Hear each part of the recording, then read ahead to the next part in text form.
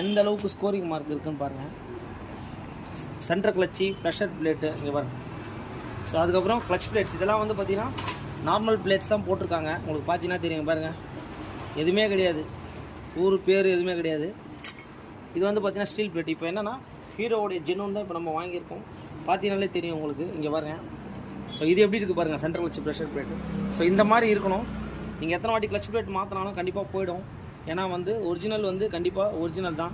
இந்த ஒரிஜினல் வந்து எப்படி நம்ம இதை கண்டுபிடிக்கலாம், இது எப்படி சார் அப்படின்னு கேட்டிங்கன்னா இங்கே பாருங்கள், ஹீரோன்னு சொல்லிட்டு HERO. So hero steel plate. அதுக்கப்புறம் செட் ஆஃப் கிளச்.